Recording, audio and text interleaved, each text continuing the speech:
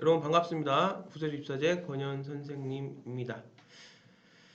자, 이제 여러분들 지금 이번 2022학년도 학종 입시가 다 이제 마무리가 됐고요.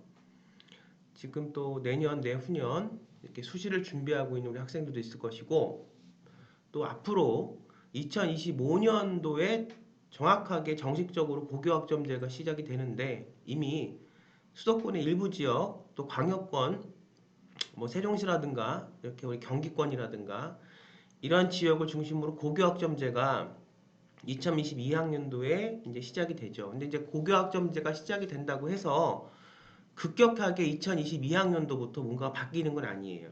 그렇지만 지금 전체적인 추세가 고교학점제라는 큰 틀 안에서 학생부 교과전형, 또 학생부 교과전형 외에 종합전형, 또 이런 수시의 전형들이 고교학점제라는 틀 안에서 이렇게 지금 움직이는 그런 이제 추세고, 2025학년도부터는 그렇게 정식으로 바뀔 거기 때문에, 그러면 우리가 지금 가장 이 시점에서 중요한 거는 고교학점제가 뭐라는 것을 알아야 되고, 더 중요한 것은 고교학점제가 어떤 거라는 건 우리 학부모님들 또 우리 학생들 잘 알고 있죠. 그러니까 고교학점제의 어떤 그 가장 기본적인 어떤 그 방향은, 고등학교에 들어가서 내가 1학년 때는 일반 과목들, 지금 이제 국영수에 해당하는 그런 이제 고등학교 교과 과정에서 배워야 할 그런 당연한 그런 과목들을 이수를 하고, 지금 뭐 이제 문학이라든가 국어로 치면 합법과 뭐 작문이라든가 이렇게 기본적으로 우리가 이수를 고등학교 과정에서 해야 될 과정들이 있죠. 근데 이제 문제는 2학년 때가 되면 보통 과목에 이제 일반 선택 과목이라고 해서 이제 1학년 때 일반적으로 우리가 당연시하게 고등학교 기초 학력을 다지는데 중요한 고등학교 과목들을 배우고, 기존에 이제 우리 학생들 지금 고등학교 학생들 2학년 때, 3학년 때도 이미 다 교육부에서 이렇게 교과 개편 과정을 통해서 우리 학생들한테 이렇게 학교에 내려온 그 딱 짜여져 있는 그 과목 안에서 여러분들 공부를 했죠. 근데 이제 고등학교 2학년이 앞으로 되면 2025학년도 이후에 정확하게 고교학점제가 모든 고등학교를 중심으로 그렇게 우리가 확정이 되면, 지금 이제 선차적으로 지금 진행이 되고 있고, 그럼 2학년 때가 되면은 보통 과목 안에 일반 과목이 있고 진로 선택 과목이라는 게 있어요. 진로 선택 과목이라고 이제 우리가 명칭이 되어져 있는 과목들을 듣는데, 핵심이 뭐냐면 이 과목들은 고등학교 과정에서 배우는 우리의 그 일반적인 과목들이 아니라, 여러분들이 말 그대로 과목 이름이 진로 선택 과목이거든요. 여러분들이 진로를 선택을 해서, 그 진로라는 건 이제 우리가 고등학교에서 결과로 나오는 게 어떻든 그 대입이라는 과정 안에 들어가기 때문에, 우리 학생들이 나는 뭐 국문과를 가겠다, 나는 경영학과를 가겠다, 나는 뭐 교대를 가겠다 이렇게 생각하는 여러분들의 나름대로의 그런 어떤 방향이 있다면, 그 방향에 나는 교대를 가면 어떤 선생님이 될 거냐, 이 여러분들의 어떤 방향이 있어야 되죠. 우선 내가 경영학과도 경영도 굉장히 분야가 많죠. 경영학과를 가면 내가 그 분야에서 어떤 분야를 갖고, 뭐 호텔 경영도 있을 것이고 문화 콘텐츠 경영도 있을 것이고 IT 경영도 있을 것이고 여러분들이 관심 분야가 있을 거 아니에요. 그 관심 분야의 진정성에서 여러분들의 어떤 그 진로 선택이 되는 거니까 여러분들이 고민이 먼저 있어야 되겠죠. 근데 이 고민이 있어야 되는 시기가, 지금의 상태에서도 물론 고등학교 1학년 요이 딱 들어오자마자 그 고민을 여러분들이 잘 해서 전반적인 그 학교의 로드맵을, 여러분이 대학교 갈 때 그 로드맵을 고등학교에서 연계해서 짜서 생활기록부를 어떻게 우리가 성장시키고 생활기록부를 어떻게 디자인하고, 이게 중요한 거였죠. 그냥 수시로 대학 갈 때 이 생활기록부라는 거를 우리가 전부 다 하죠. 이 생활기록부가. 더구나 이제 내년까지는 자기소개서가 우리 대학에서 살아서 받지만 내후년부터는 자기소개서도 없어진다고 그래요. 그러면 우리 학생들이 대학과 대학에 있는 입학사항관들과 결국 그 여러분들의 그 전공에서 여러분들을 심사하는 그 대학의 교수들이거든요. 그 교수님들한테 여러분들이 보여주고 표현할 수 있는 건 내후년부터는, 자기소개서가 사라지는 그 기점부터는 생활기록부 하나밖에 없는데, 우리 지금 그 일반고 학교를 다니고 있는 제도권 내에 우리 학생들은, 그럼 이 생활기록부가 얼마나 중요하겠냐. 근데 이제 생활기록부에 대한 얘기를 전체를 다 하기에는 너무 너무 크니까 방대하니까 오늘 딱 얘기할 게 뭐냐? 그럼 우리가 알아야 될 것은 지금 우리가 중학생들 또 초등학교 학생들 이제 2025년도는 금방 와요. 우리가 지금 초등학교 학생들 커서 중학생 되고 중학생 돼서 고등학생 되는 거는 정말 세월은 눈 깜짝할 사이에 흘러갑니다. 근데 제도는 변하는데 예전에도 입학사정관 제도라는 제도는 있는데 어떻게 준비해야 되냐에 대해서는 사실상 미비했죠. 그래서 혼자 이걸 알아서 방법을 강구를 해서 대학이 원하는 게 어떤 기준에서 하는지를 알아서 준비를 해야 됐고 1세대 우리 입학사정관제 학생들 지금쯤 한뭐다 서른이 넘어서 이미 그때 저한테 배웠던 제자들 중에는 결혼한 제자들도 지금 있는데요. 그 다음에 2기 때 우리 학생부 종합전형 학생들 여기도 굉장히 혼란스러운 부분이 많았어요. 특히나 제도권 밖에 있는 학생들은 더 말할 것도 없고 근데 그걸 최대한 제도권과 같이 끌고 들어와서 규정대로 맞춰서 이렇게 하는데 지금 이제 학생부 종합전형이 어떻게 보면은 거의 다 이렇게 기존의 학생부 종합전형은 마무리가 되고 있는 그런 추세. 이렇게 마지막 시기가 오다 보니까 특히나 비제도권, 그러니까 생계부가 없는 학생들이 비제도권 학생들이에요. 근데 대학에서는 그럼 생계부가 없으면 우리 대학에 넣지 마라. 우리 대학에 생계부가 없으면 우리 대학에서는 합격시키기가 힘들다. 이렇게 말을 하지 않죠. 대학에서 어떤 걸 줍니까? 생계부가 없어도 우리 대학에서 요구하는 조건에 맞게 준비를 잘해서 넣어라. 이렇게 얘기를 하잖아요. 근데 제가 작년보다 올해 지금 제가 전체적으로 좀 느끼고 이렇게 좀 보는 것이 열심히 하면 이제 대학을 가죠. 근데 이제 이게 학생부 종합전형이 사실은 이 체제가 이 학생부 종합전형 2기 체제예죠. 2기도 이제 여러 가지가 이렇게 분화가 돼서 왔는데 그건 다 이제 하기엔 또 시간이 없으니까 그런 것도 제가 전 강의에서도 얘기를 말씀을 드렸고 어쨌든 결론만 말씀을 드리면 지금 마지막 시기에 학생부 종합전형 2기 마지막 시기에 좀 안타까운 결과가 나오는 학생들도 있어요. 그러니까 전혀 이거는 정말 열심히 했고 그동안의 방법대로 했으면 이것은 대학을 가야 되는 물론 대학이라는 건 100% 뭐 합격을 하냐 못하냐 이거는 확신할 수는 없어요. 어느 누구도 하지만 그때 이제 그 과정 속에서 뭐가 좀 잘못되고 이런 것들이 있겠죠. 이제 뭐 대학을 자기 욕심대로 쓰고 뭐 조언을 좀 안 듣고 이런 뭐 이런 거 다 떠나서 어쨌든 결과만 봤을 때는 좀 그런 아리송한 부분들이 있다. 그것이 이제 옛날에 입학사정관제도 학생부 종합전형으로 한번 이렇게 바뀔 때, 그러니까 입학사정관제 마지막 때가 굉장히 좀 혼란스러웠고 규정들이 자꾸 바뀌는 거예요. 그 안에서 내부적으로.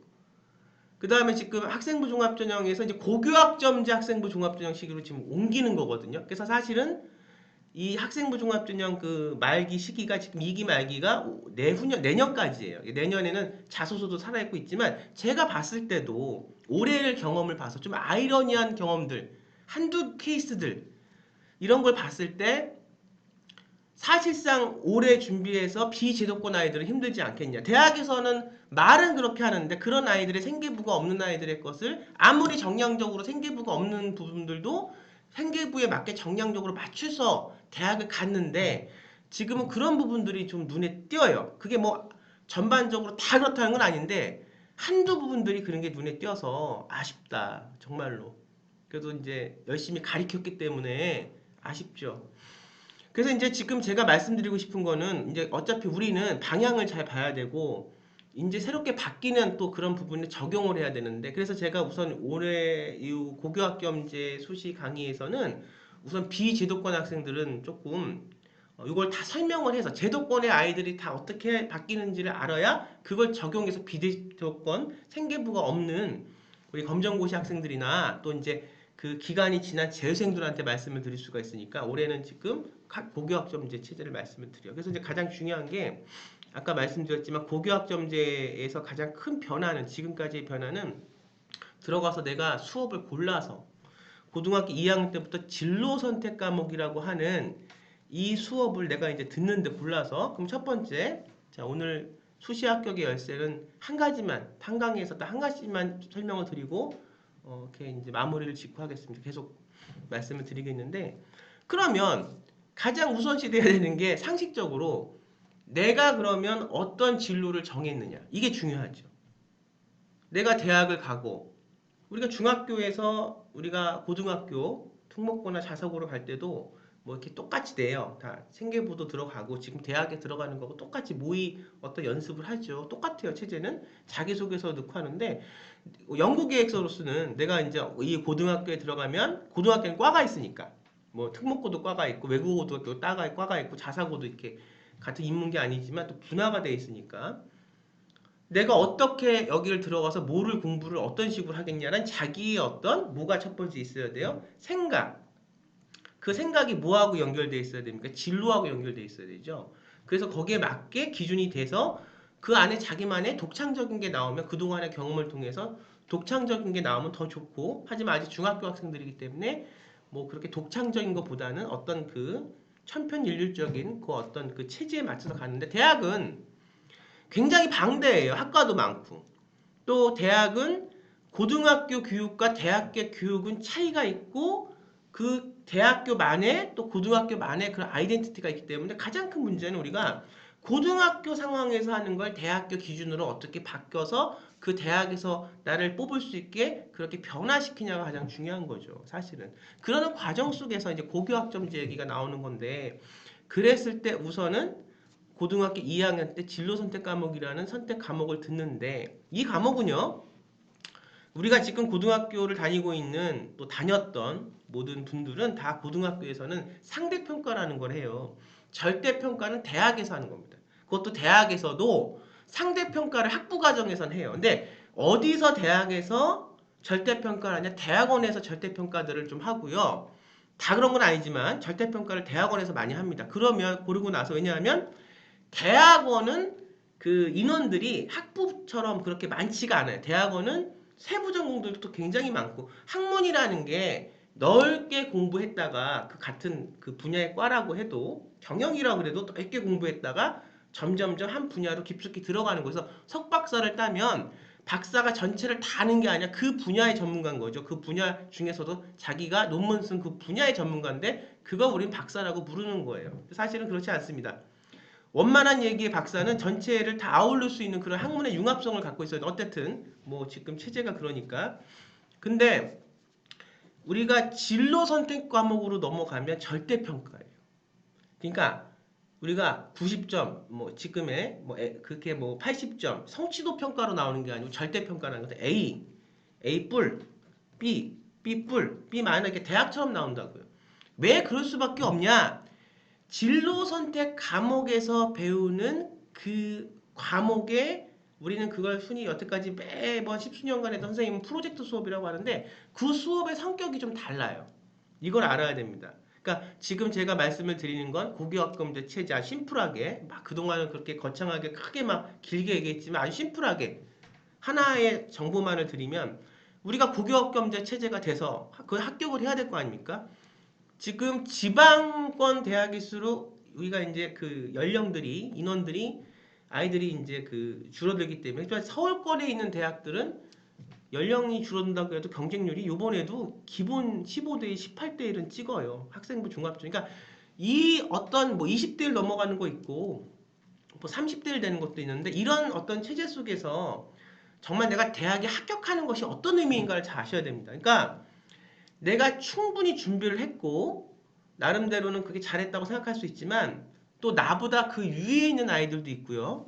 그 다음에 이게 진짜 30대 1, 18대 1 이렇게 박빙의 걸 가기 때문에 우선 내가 불리한 걸 안고 들어가면 아무리 열심히 해도 그것이 그 내가 열심히 한 그 방법대로 그것이 그 일반적인 아이들하고 붙었을 때 상쇄가 안 되는 부분도 있는 거예요. 그러니까 내가 처음부터 내 자신을 불리하게 만들면 안 돼요. 그래서 지금 불리한 게 뭐냐? 그러니까 수능을 못 본다는 것이 우선 불리하죠. 두 번째 불리한 게 뭐냐? 내가 생활기록부가 없는 환경에 있다는 것은 사실은 불리합니다. 왜냐하면 보세요. 고교학점제로 갈수록 뭐가 중요해지냐면 생활기록부가 더 중요하고 지금 생활기록부가 중요하죠. 근데 이게 분위기라는 게 있는 거예요. 이제는 학교 생활기록부가 좀 없어도 그걸 대체할 수 있는 서식들이 있었고 그렇게 더 열심히 연구를 하고 프로젝트를 하고 자기 분야에 대한 꿈을 성장 과정을 보여주면 그것이 작년까지는 통용이 됐는데 올해부터 분위기가 그걸 자꾸 이제 막을 수도 있다는 거지. 그러니까 내 자신을 불리하게 만들지 마라.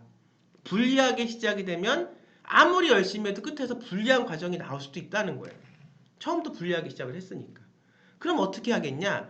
내가 분리하기 시작하지 말고 처음부터 분리하지 않기 시작하면 되겠지. 그게 바로 지금 고교학점제 수시 합격의 열쇠 1입니다. 그래서 중학교 학부모님들 이제는 아이들이 이걸 봐서 대학을 가는 시대는 이제 지났다. 예전까지만 해도 학생부 종합 때만 해도 아이들이 찾아서 이런 방법을 갖고 자기가 스스로 연마하고 자기가 스스로 공부해서 갔었어. 그런데 이제는 아이가 찾아서 하기에는 힘들다. 그럼 그걸 이제 누구가 학부모님들이 어떻게 지금 이 환경이 지금 모든 게 진짜 눈 깜짝할 사이에 변하고 있어. 요 때에 이 입시뿐만이 아니고 모든 것들이 다 그렇게 생각지도 못한 방법으로 변하고 있어. 이걸 빨리 변화를 직감을 하고 여기서 내가 결정을 내려야죠. 그래서 어떻든 내가 아이를 대학을 보내려면 변화를 하던가 변화를 하지 않던가 둘 중에 하나인데 변화를 해야 됩니다. 어쩔 수 없이. 결과가 우리가 좋게 나오려면. 그래서 오늘은 진로 선택 과목까지 말씀을 드렸어요. 진로 선택 과목을 듣고 그걸 갖고 대학을 가야 되는데 그 과목의 성향이 어떤 것이다?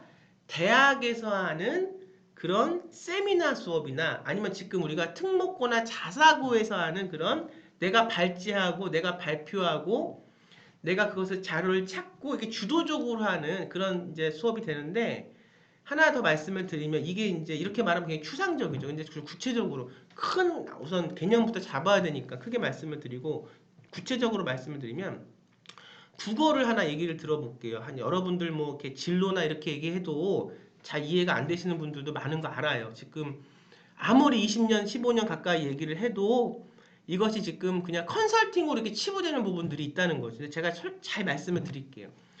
국어학적으로 말씀을 드리면 고등학교 1학년 때 들어가서 일반 선택 과목에서 뭐 문학이 됐던 국어 상하가 됐던 지금의 뭐 그때 작문과 화술이라는 것을 일반 선택 과목에서 배우면 이거는 굉장히 고등학교 국어 시간에 배우는 그냥 아주 기본적인 지금 우리가 하고 있는 거예요. 근데 이걸 이제 배웠잖아요.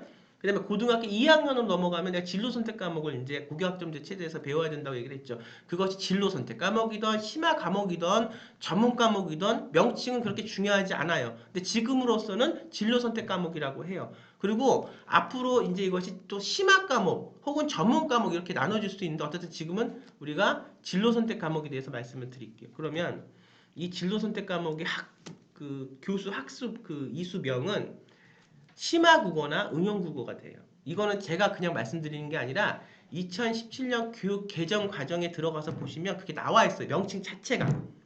그러면 이제 2022년도를 기준으로 이제 교육 개정이 또 한번 바뀌어요. 그때는 뭐 생태나 뭐 탄소 중립이나 이런 걸 한다고 그래요. 근데 그거는 이제 또 다음에 말씀을 드리고 뭐 크게 바뀌는 건 아니니까 이제 틀을 보면 진로 선택 과목을 뜯고 들어가서 우리가 심화 국어나 응용 국어를 선택을 했어요. 그 의미가 뭐냐? 그럼 그것도 교과서가 이렇게 쫙 있어서 일반 선택이나 문학처럼 그렇게 물론 이제 교재는 있겠죠. 선생님들마다. 근데 이 수업의 성격은 좀 다르다는 겁니다. 이게 중요한 거예요.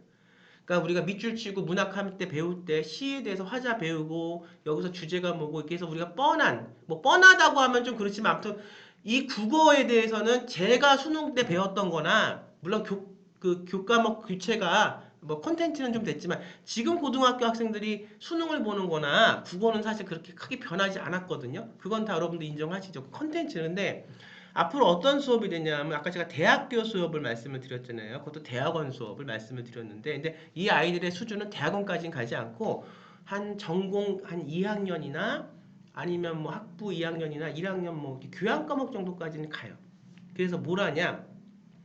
내가 스스로 찾아서 발제를 하고 응용국어나 이제 생활국어나 실용국어를 보면 어떻게 적혀 있냐면 거기에 교과목 개통 과정에 직업과 관련돼서 활용할 수 있는 여러 국어의 응용과 여러 국어적의 어떤 실용적인 것을 익히고 이렇게 되어 있습니다. 그런데 보세요. 지금 자소서가 없어진다고 그랬죠. 앞으로 이때 이제 2025학년도가 되면 자소서가 없어요. 그러면 가장 이제 내가 그 학교에서 생활하고 내가 그 학생의 전공 역량을 키우기 위해서 그렇게 노력한 과정은 누구한테 옮겨지는 거예요? 교과목 선생님들 눈에 그게 이제 옮겨지는 거예요. 어떤 그 프로세스를 보면 내가 내 자신이 한 걸 자소서를 이제 못 내니까 하나의 어떤 내가 말하고 표현할 수 있는 어떤 그 방법을 하나 끊어놨다고 보면 돼요. 그러면 이것이 교과목 선생님들 눈에 이제 보여야 되고 교과목 선생님들 눈에 관찰돼서 교과목 세특사항에 하나씩 그것이 기재가 돼요. 그러니까 이제 자소서는 필요가 없어진 거예요. 왜냐하면 내가 그렇게 얘기하는 기회는 이제 방탈하고 완전히 그 학교 생활 기록부 안에서 선생님들이 너를 관찰하고 보는 관점으로 우리가 평가하겠다고 하거든요. 뭐 거기까지는 좋다고 해요. 근데 문제는 이렇게 내가 예를 들어서 경희대학교 호텔경영학과를 가겠다고 생각한 학생이 있어요. 왜냐하면 그 학생의 생계부는 경희대학교 호텔경영학과에 건네질 거니까. 거기서 경쟁을 할 거면 여기서 대학 교수님들은 입학사관관들은 얘가 학교 생활을 얼마나 충실히 했는가를 보는 건 입학사관관이고 거기서 이제 제가 입학사정관들한테 좀 더 어필을 강하게 해라는 얘기가 뭐냐면 내가 이것을 한 것을 입학사정관들 눈에는 비록 어떻게 약간 학교 안에서 했는지 밖에서 했는지 약간 좀 모호하지만 그것이 이제 전공 교수들한테 들어가면 그 사람들이 최종적으로 여러분들 뽑는 사람들인데 그 교수들이 봤을 때는 그것을 또 다른 의미로 읽힐 수가 있다는 거예요. 근데 그것도 올해는 조금 통용이 안 된 부분도 보여요. 어쨌든 그러면 이 진로 선택 과목의 그 부분에서 경희대학교 내가 호텔 경영학과를 가겠다 그러면 이 학생이 테마가 있겠죠. 내가 뭐 호텔리어가 되겠다던가 아니 그 학교를 갈 거면 가서 뭘 하겠냐 정도는 다 알아야 되고 그건 중요하죠. 이건 상식이죠. 내가 호텔 경영학과를 가는데 그것도 경희대학교를 가는 세종대학교도 있고 경희대학교도 있고 다른 대학교에는 무슨 구분과도 있고 다 있는데 내가 왜 그러면 너는 왜 호텔 경영학과로 와서 너는 뭐를 하고 싶냐 내 아이덴티티는 당연히 대학에서 보잖아요. 이거는 뭐 입사할 때도 마찬가지고 그건 당연한 거니까. 그래서 거기에 대한 테마가 자기가 있어야 되는데 그럼 이 학생이 심화국어나 응용국어를 진로 선택 과목에서 배워서 이제 이걸 할 때는 그냥 어떤 교과서대로 밑줄 짝으로 가는 게 아니라 내가 의미를 거기서 찾아야 돼요. 중요한 게 뭐라고? 의미를. 뭐에 대한 의미?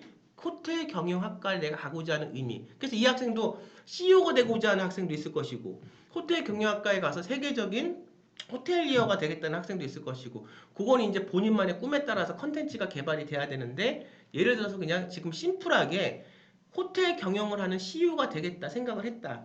그러면 이 학생의 관점에서 실용국어나 응용국어의 진로 선택 과목으로 들어갈 때는 얘가 보고서를 쓰든지 프로젝트를 하든지 발제를 찾아서 자기가 이제 발표하는 수업이 거의 될 거예요. 물론 선생님마다 약간씩 다를 수 있지만 단순 암기, 지금처럼 단순한 중간고사, 기말고사 범위가 있는 시험 이거는 절대 안 나온다는 거죠. 그렇게 하면 취지도 안 맞고 그런데 걱정되는 건 그렇게 할 수도 있어요. 근데 문제는 그렇게 고등학교에서 변화를 하지 않고 그냥 이렇게 쉽게 수업을 해버리죠. 대학에서 이런 것들에 대한 의미가 열심히 본인이 생각한 대학에서 원하는 수업에 대한 의미와 다르기 때문에 그건 쳐낸다는 거죠. 그러니까 선생 때문에 학생이 불이익을 입을 수도 있다는 거예요. 잘 아셔야 됩니다. 대학에서는 고등학교 1학년 때 잘 배운 것도 물론 보지만 이것이 2학년, 3학년 그렇게 진로 선택 과목, 심화 과목 올라가면서 이 학생이 얼마나 자기의 것 생각을 자기만의 관점을 갖고 자기만의 생각을 자기 노력한 과정들을 보여줄 수 있는지도 봐요. 그럼 다 똑같이 그런 거 없이 그냥 1학년, 2학년, 3학년 그렇게 암기처럼 지금 수능처럼 해서 그렇게 해서 그냥 어떤 범위 있는 시험대로 가서 보면 이 고교학정제의 의미가 없는 고교학정제 아이덴티티는 뭐라고? 내가 고등학교에 들어가서 내 진로에 맞게 내가 그렇게 수강 신청을 해서 그 안에서 들으면서 각자의 어떤 프로젝트를 갖고 그 수업에 참여하는 겁니다. 2학년 때부터. 1학년 때는 아니고 1학년 때 기본으로 다 고등학교 때 배워야 할 그런 것들을 배우는 거고 그거를 기본으로 해서 2학년 때 올라가서 프로젝트 수업을 해요. 첫 번째 내가 경희대학교 경영학과 관광 콘텐츠 경영학과에 가고자 하는 학생이면 그 수업에서 의미하는 게 뭐야? 내가 직업적으로 호텔 경영 CEO로서 앞으로 미래에 이 응용국어나 심화국어를 통해서 어떻게 내가 고객의 니즈를 파악해서 보고서를 작성할 수 있어요. 자기가 컨셉을 잡아야 되는 거예요. 대학교 수업처럼. 내가 어떻게 그러니까 국어가 아니야. 그냥 국어가 아니라 실용국어고 심화국어인 거야. 말만 국어지 내가 의대를 가는데 이 실용국어나 심화국어를 들을 수 있어요. 진로 선택 과목으로. 왜? 내가 의사로서 어떻게 환자들과 얼마나 커뮤니케이션을 할 건지 내가 앞으로 의사가 되면 논문을 참 많이 쓸 텐데 실용적으로 내가 이 국어 시간 응용국어나 심화국어를 통해서 어떻게 내가 논문을 쓰는 방법을 연구를 할 것인지 자기만의 주제가 있어야 됩니다. 그것이 독창성이고 학생부 종합전형으로 대학을 가는 아이들은 그 안에 그런 씨앗들이 내재되어 있어서 이거를 교육을 통해서 길러냈던 게 그동안의 학생부 종합전형. 그런데 지금은 이걸 고등학교 안에서 하겠다는 거잖아요. 근데 그러면 이제 좀 말이 길어지는데 그래도 좀 할게요. 하다가 또 끊을 수가 없으니까. 그러면 이렇게 이제 학부모님들이 저한테 질문을 하세요. 지금 미리 중학교 학생들 요즘 학부모님들 요즘에 굉장히 질문이 많으십니다. 어떤 걸 물어보시냐면 그 고등학교 1학년, 2학년 학부모님들도 그러면 이제 창제활동이라는 게 이제는 실질적으로 시간은 줄어들어요. 창제활동. 그리고 이제 우리가 그 3학년 때 했던 그 동아리 있죠. 그 3학년 때 기획해서 딱 3학년 때서 했던 그런 동아리 이제 앞으로 못 합니다. 뭐 동아리도 정확하게 1학년 때부터 끌고 가고 이렇게 해야 되는데 그건 이제 여러분들도 많이 아신 내용이니까 그걸 뭐 제가 설명하려는 게 아니라 창제 활동이 지금 줄어든다는 거예요, 시간이. 그건 맞아요. 2025학년도 이후에 고교학점제에도 창제 학점이 줄어들어서 지금은 우리가 204 단위를 배우는데 앞으로 우리가 192단위 시간을 배워요. 거기서 우리가 172시간이 우리가 교과목이고 나머지 그러니까 그래서 진로에 대한 어떤 그 교과목에 대한 게 9학점이고 그 다음에 창제활동 예를 들면 이거 고등학교마다 그 명칭은 달라질 수 있는데 어쨌든 지금의 봉사나 진로나 자율에 해당하는 그 창제활동 그게 이제 9학점 그러니까 창의적 체험활동 시간은 줄어드는 건 맞아요. 근데 문제는 뭐냐면 이게 창의적 체험활동 시간에 줄어든 우리가 여태까지 왜 창제를 그렇게 중요시하게 학생부 종합전형에서 했냐면 교과가 딱 짜여져 있는 교과잖아. 그러니까 문학 시간에는 문학을 배워야 되는 거예요.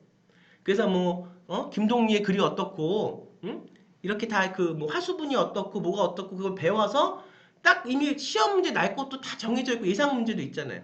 그런데 지금의 고교학점제에서의 교과는 일반 선택 과목을 뛰어넘어서 진로 선택 과목, 심화 선택 과목이 되면 그때부터는 이 교과가 일반적인 내용의 그런 교과가 아니라 대학에서 공부하는 그런 류의 어떤 세미나 형식의 교과, 지금 특목고 자사고가 하는 정도의 내용까지 심화 과목이 올라가는데 우리가 그 창체활동이라는 것은 교과가 짝 짜여져 있으니까 옴뚝달싹 할 수 없으니까 내가 더 나의 능력을 보여줄 수 있는 것은 창체활동을 통해서 봉사나 동아리는 활동이잖아요.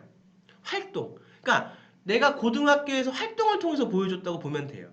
근데 이제는 활동 시간이 줄어들어도 이런 진로 선택 과목이라든가 심화 선택 과목이라든가 이런 또 다른 의미의 어떤 수업을 통해서 나의 어떤 능력을 전공 역량을 대학에 보여주는 거니까 창제활동 시간이 줄어들었으니까 비교과가 필요가 없냐가 아니라 이미 그 비교과에 해당하는 내용이 이제는 2학년 때 이후부터는 선택 과목을 통해서 구현이 된다고. 결국은 창제활동을 행동으로 봉사나 자율이나 이걸 통해서 리더십이나 이렇게 행동으로 나의 어떤 전공 역량을 보여준 거고 그 다음에 이런 그 선택 과목, 진로 선택 과목이나 심화 선택 과목이나 이제 앞으로 바뀌는 고교학점제에서의 그 과목은 과목에 대한 교과목이지만 고등학교에서 배우는 일반적인 짝짜여져 있는 그런 교과목이 아니라 거기서 우리가 프로젝트를 그 안에서 하는 거예요.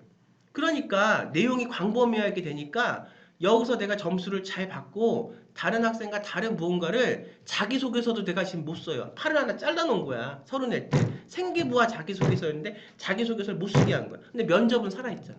그럼 결국은 얘가 1차 가서 붙으면 2차 면접 가서 잘 자기만의 것을 전달하고 얘기를 해야 되는데 그런 것이 어디서 길러지냐면 이런 진로 선택 과목이나 그 다음에 심화 과목이라는 말은 우리가 수업이지만 그 수업은 굉장히 비교과와 관련된 여기서 이제 세미나도 하고 자기가 찾아보고 거기서 토론도 하고 자기가 거기서 논문도 소논문도 물론 지금 체대에서 소논문을 써서 소논문 썼다고는 생계부에 올리지 않지만 고교학점제 시대에서는 또 어떻게 이것이 기재하는 방법이 맨날 바뀌니까 기재법은 바뀔지 모르는 거고 중요한 거는 내가 그렇게 그 대학에 가기 위해서 전공 역량을 쌓은 것이 실력이라고 하죠. 그 능력이 이런 걸 통해서 자기만의 것이 발현되는 거예요. 그러면 내가 의대를 가기 위해서 생각했던 의사가의 생각이 있다 그러면 이런 지금 전공 선택 과목의 국어 응용 심화를 통해서 얘가 발제하고 찾고 얘가 사고가 늘어나고 이 학생이 하는 것은 다를 것이고 내용 자체가 똑같은 과목은 응용 선택 응용 심화 국어지만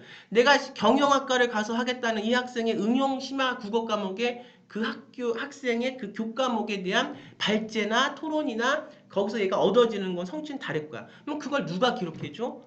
선택적으로 보면 교과목 선생님이 그걸 기록해 준다는 거예요. 그러니 이제 앞으로 이거가 주된 내용입니다. 학생부 종합전형 고교학점제에서 뭘 해야 되냐가 주된 내용인데 여기서 우리가 알아야 될 게 뭐냐?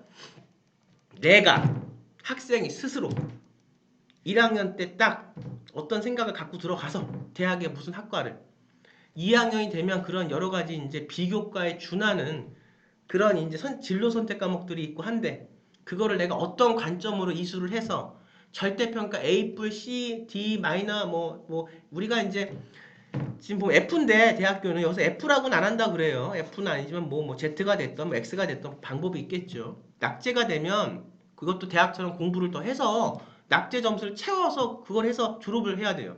근데 지금 고등학교를 졸업을 할 수 있냐 없냐 그건 중요한 거 아니고 어떤 관점이 중요하냐 고교학점제 체제에서 어떻게 대학을 가냐가 중요하겠죠. 그랬을 때 내가 먼저 진로를 정해야 되고 그 다음에 들어갔을 때 내가 가고자 하는 그 진로 선택 과목을 정했을 때 내가 어떤 방법으로 그걸 그걸 어떻게 내가 프로젝트를 할 것이며 이것을 어떻게 해서 나를 관찰하는 교과목 선생님들에게 말이나 내 생각 같은 것들이 잘 생기부 안에 들어가게 할 것인지가 관건이에요. 근데 이제 이것은 말은 쉽죠. 내가 내 생각을 자기소개서로 쓰는 것도 그렇게 어려웠고 힘들고 저한테 1년 반, 2년 넘게 교육을 받아도 안 되는 학생들은 내가 한 것도 제대로 의미를 찾아서 못해서 그렇게 자기소개서도 그렇게 만족할 만한 자기소개서 쓰는 것도 어려워 죽겠는데 지금 현실적인 상황은 언제 그 선생님들이 본 것을 과연 어떻게 여기서 문구 하나만 나가도 사실은 30대 1, 18대 1의 싸움이기 때문에 문구 하나만 잘못돼도 사실은 어떻게 돼요? 대학에서는 떨어진다고 봐야 돼요. 그 생활 기록반에 있는 문구 하나만 좀 잘못 선택이 돼서 잘못 그 파악이 돼서 적었어도 이랬을 때 모든 그런 그 불이익은 어떻게 할 것인가부터 해서 이것이 말은 쉽지만 정말 내가 한 대로 그렇게 잘 반영이 될까도 문제고 여러 가지가 있어요. 그래서 오늘은 제가 이제 지금 뭐 고교학점제를 주로 이제 말씀을 드리는데 이런 고교학점제 체제에서 우선 중요한 게 보다 하나만 말씀을 드릴게요. 다른 말씀은 또 이어서 제가 말씀을 드릴 테고 첫 번째 진로를 정해야 된다. 뭐라고요? 진로를 정해야 된다. 진로를 정하지 않고 그냥 지금처럼 고등학교 1학년 때 고등학교에 들어가면 그때부터는 떨어집니다. 진로를 언제? 중학교 때 3학년 때까지는 늦어도 사실상 지금 아셔야 될 게 어느 분야에서 두각을 나타내는 아이들 있잖아요. 그 아이들은 이미 초등학교 때부터 그 분야를 부단히 연습을 하고 노력을 합니다. 그래서 그렇게 두각을 나타내는 아이가 되는 건데 우리가 모든 아이가 다 그렇게 두각을 나타낼 수는 없어요. 다 갖고 있는 본인만의 탤런트가 다르고 빨리 되는 애가 있고 늦게 되는 애 있고 고난이 좀 있는 애가 있고 고난을 이겨서 자기가 갈등을 이겨서 또 성취한 애가 있고 그게 다 있는데 문제는 지금의 시점이 이 빠르기가 지금 굉장히 뭔가 빠르게 변하고 있다 그랬죠. 모든 면에서. 아마 조금만 이 주변을 둘러보시고 사회가 변하는 걸 보시면 굉장히 여러분들 제 말에 동의하실 겁니다. 모든 게 다 그래요. 입시뿐만이 아니라. 제가 뭐 입시를 얘기하는 시점에서 다른 건 얘기하지 않겠지만 지금 그래요. 자, 그런데 내가 지금 아이들은 고교학점제가 되면 점점 더 어디로 몰리냐? 무한 경쟁 속으로 몰리고 있다는 거예요. 뭐라고요? 무한 경쟁. 그러니까 이제 그 우리가 봤던 그 잘 된 아이들, 어렸을 때부터 잘 모는 진로를 정해서 잘 부모님이 잘 얘를 이끌어서 그렇게 해서 나중에 성공한 아이가 기존에는 그게 많지 않았지. 그런 아이들이 있지만 근데 우리는 평범한 삶을 사는 거였고 걔네들은 우리보다 조금 더 만족한 삶을 사는 거였다고 봤는데 이제는 그것이 우리 아이들한테 내려오는 겁니다. 시계가 그러니까 어떻게 되냐? 시대가 점점 더 무한 경쟁. 근데 이 무한 경쟁인데 아직도 그냥 얼버리버리해서 그냥 가서 그냥 거기서 이렇게 하면 더 떨어질 수밖에. 이제는요. 기존의 수능, 기존에 우리가 내신이라고 생각했던 그 공부 있잖아요. 우리가 공부 그러면 뭘 떠올려요? 내신이고 수능이죠. 수능은 또 뭐 다른 얘기니까 내신이라고 해볼게요. 내신을 잘해서 그 아이가 공부를 잘한 아이기 때문에 내신을 잘한 아이가 공부를 잘한 아이. 여태까지는 그래요. 지금도. 수능을 잘 보면 공부를 잘한 아이. 고교학점제가 되면 대학교의 그 부분이 고등학교로 오면서 그 고등학교의 교과와 그래서 일반 교과는 고등학교의 교과 일반 선택 과목은 1학년 때 해야 되는 그 수치로 나오는 2학년 때 진로 선택 과목에서 나타나는 그 절대평가 A뿔, C뿔 나오는 그건 대학교 수업이에요. 그럼 한 고등학교 안에서 고등학교 수업과 대학교 수업이 혼재하는 겁니다. 쉽게 말씀드리면 혼재해요. 그래서 이제는 고등학교 전체를 놓고 공부를 잘한다는 의미로 봤을 때 공부를 잘하는 아이가 내신을 잘하는 아이가 꼭 이제는 공부를 잘한다고 볼 수 없어. 그러면 진로 선택 과목을 잘해서 대학교 수업은 잘 따라가. 그러니까 소위 말하는 대학교에서 원하는 수업이죠. 근데 고등학교 수업 못해. 이런 애가 공부를 잘하느냐? 그것도 아니야. 대학교에서 골고루 볼 거예요. 그래서 1학년 때의 어떤 성적 추이나 양상을 갖고 이 아이가 생각하는 어떤 그런 그 대학 전공이 있겠죠? 그럼 그걸 갖고 고등학교 2학년 그 세미나 수업이라든가 자기가 발제하는 수업, 토론식 수업, 뭐 여러 가지 그게 달 수는 있어요. 하지만 이거보다는 약간 더 고차원적인 사고를 유도하고 하는 수업을 하는 걸 보면서 이 상관관계의 발전성을 입학사관관들은 분명히 따질 거란 얘기죠. 이렇게 지금 굉장히 학생부 중합 때보다 사실은 더 복잡하게 가고 있는 거예요, 사실은.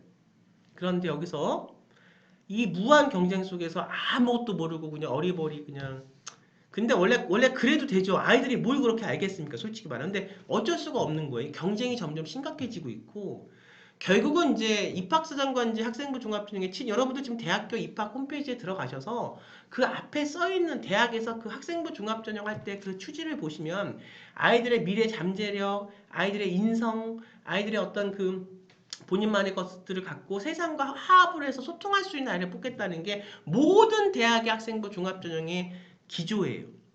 그런데 그 기조는 그렇게 돼 있는데 앞으로 고교학점제가 추가되는 그 시점에서는 이제는 그것이 변색될 수 있는 확률이 굉장히 크고 뭘 찾아가고 뭐하고 이러는 건 이제 시간이 낭비고 이미 다 찾아서 그걸 갖고 고등학교에 가서는 싸워야 된다는 거. 이러니 굉장히 이것이 사실은 우리가 그 꿈의 어떤 것들이라고 생각할 수도 있어요. 와, 우리가 미국식 교육, 뭐 여기 유럽식 교육이 우리 나라에 도입이 돼서 고교학점제가 문제는 이런 제도가 있어도 이것을 잘 해야 되는 구성원들, 이것을 잘 해야 되는 방법들이 이제 잘 알려져야 되는데 그런 거 없이 또 제도만 던져진 거예요. 이게 더 심각해요. 왜냐하면 교사들도 수요가 적고 그런 세미나 수업도 해야 되는데 그럼 전문성도 고등학교에서 전공을 한 선생님들이 그런 국어를 가리키는 그 내용과 이런 대학교에서의 어떤 정도의 가리키는 내용은 또 달라요. 그 방법도 다르고. 그래서 걱정입니다. 그렇지만 항상 걱정이 있고 그러면 그걸 이길 수 있는 방법들을 찾아야 되고 그 방법을 갖고 변화한 사람들이 살아남았죠. 그래서 어쨌든 오늘 이 시간에 그 내용들을 잘 다 말씀드릴 수는 없고 또 제가 이렇게 말씀을 드려도 우선 거기에 대한 것들을 또 잘 이렇게 받아들이실지 모르면 이게 안 와닿을 수 있어요. 그렇지만 어쨌든 중요한 건 딱 하나예요. 오늘은 시대는 변했다. 그리고 제가 지금 학생부 종합전형 이제 얘기 말씀 안 드려요. 이제 학생부 종합전형은 내년으로서 이제 사실은 어떤 면에서 끝입니다. 우리는 고교학점제를 잘 준비를 해야 돼. 그리고 앞으로 고교학점제를 잘 도와줄 수 있는 프로그램 컨텐츠, 교육 환경이 돼야 된다는 거. 그건 저는 지금 준비하고 충분히 여러분들이 고교학점제 체제 안에서 여러분들이 실수하지 않게 또 학생부 종합전형과는 또 다른 의미의 교육 콘텐츠를 지금 제공해 드릴 예정입니다. 여러분들 보시고요. 오늘보다 첫 번째 진로는 이미 중학교 때 정해져야 한다. 말씀드리면서 고교학점제 체제 수시학교 열쇠 1번 강의를 마치고요. 2번 강의 그럼 프로젝트 수업이 뭐냐 서부터 말씀을 드리겠습니다. 여러분들 수고 많으셨고요. 감사합니다.